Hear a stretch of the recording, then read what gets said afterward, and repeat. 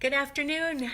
My name's Lisa Bobyak with Living Fully Balanced, where I help high achieving women prevent burnout. And today is the winter solstice. I know some of you already know that. It's the shortest day of the year.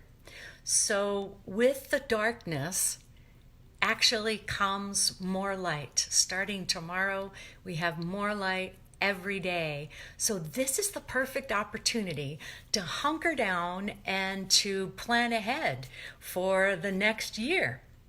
But before I planned ahead this morning, I knew I needed to do this one critical thing.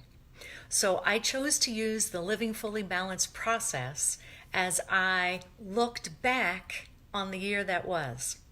So one of the things that so many of us do, especially those of us who love to plan, is we get excited and we just barrel ahead, planning ahead for the year ahead without looking back. I want you to take the time to pause and reflect on the year that was.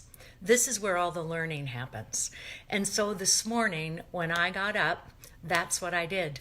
And if you want to know my exact strategy, I have a free download for you that I will attach the link to when this video is over, so you could have the same worksheets that I have, and you too can pause, gain perspective of the year that was, so that you can plan ahead for the upcoming year. So I'm going to give you a high level view of the Living Fully Balanced process. And if you want to know the exact steps, download the link that I'm going to attach for you. But the Living Fully Balanced process was designed to be simple and to have a rhythm to it. And so my clients and I practice the Living Fully Balanced process in many different ways. We can practice it in 5 minutes at the beginning of the day and 5 minutes at the end of the day. Some of us practice it on a weekly basis, on a Sunday afternoon or evening before the next week comes about. And today, I practiced it using the whole year at a glance. And so I started with the assess spot. Before I envision my next year, I wanted to assess what last year was like for me. So here are some questions you can ask yourself as you're looking back on 2019 and assessing. Ask yourself, what are you most proud of? And list everything that you did, the places you went, the friendships you made, the states of being that you brought about. List what you're proud of. And then think about what didn't go as well as what you were hoping, and list those things. And then think about what you learned from those challenges. And then part of assessing is also thinking about the things that we struggled with. They were like monkeys on our back, but we never got to them. Maybe it's time to let some things go. So I've got specific questions to help you know if this is something to let go. For example, if there's a project that's been on your to-do list for months, but you just haven't made the time to do it, it's something to consider. Maybe you can let it go. So we want to assess. We want to honor what we created. We want to learn from what didn't go so well, and we want to let go of the stuff that's not serving us. And then after assessing comes what I think is the fun part. It's the envisioning. So looking ahead at the next 12 months, what do you hope to achieve? What do you hope to accomplish? What are some of the goals? What are some of your personal goals you've got, professional goals you've got, financial goals you've got, relationship goals? Just list everything. The sky's the limit here. You don't need to put a filter when you envision. Ideally, don't filter at all. Just get it out of your head and onto paper so you can see it in all of its boldness, right? And then after you do some envisioning, then is the time to clarify. And so clarifying is really looking at what you envisioned and identifying what's especially important to put forward this next year. And maybe even ask yourself, why is it essential that you do it next year? What's important about it being done right now? And then part of the process of living fully balanced is to assure that we are continually energizing ourselves and renewing ourselves. So many of us who are planners, who are fast-paced, who are high achievers, who are busy, we set our schedules and then we say to ourselves, once my schedule is set, then I'll go ahead and fit in exercise.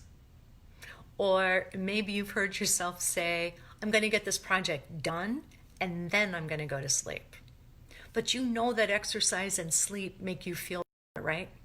So in this process, I want you to assure yourself that you will do the things that keep you energized and also do the things that refuel you and relax you and renew you. So that's a part of the process.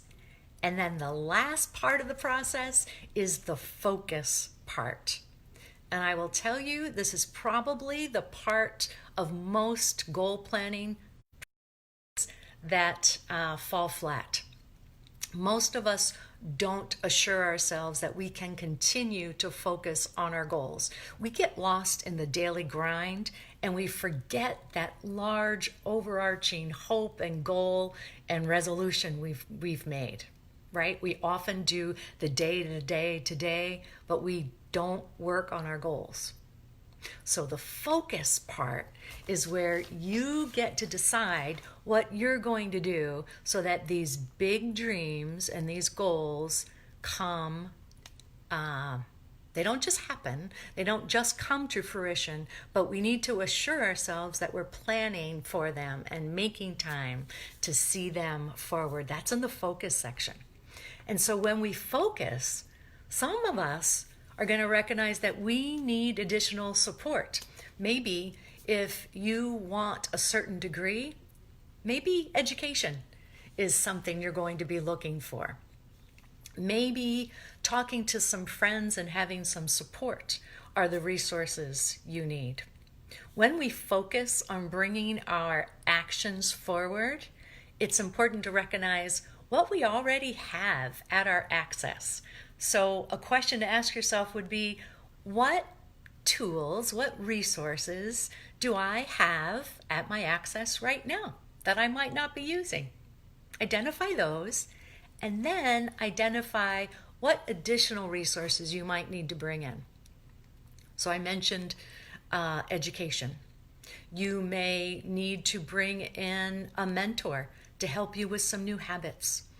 Or you may want a mentor at work to help you so that you can position yourself for the next promotion. Or you might want to hire an athletic trainer to help you lose some weight. Or you might want to hire a coach to help you bring forward these personal and professional goals of yours that are so important. So that's the living fully balanced process. That's what I did this morning when I woke up. I was so eager to just set aside everything else today and just think back on the year that was and plan ahead for the year coming up. So I hope you'll use a system. If you want to know my exact system, I will absolutely connect the link so that you can have the free download and you can use this this weekend. There's an in the air that makes us want to feel introspective and thinking and projecting and gaining perspective. I hope you want to do that with me. And like I said, I will attach the link below. Thanks for joining me today. My name's Lisa Bobyak, and I'm living fully balanced. You can too. It is not always easy to live a life of balance, yet it's very possible, and it's so much better when we do it together. So thanks for joining me. We'll see you again soon. Bye-bye.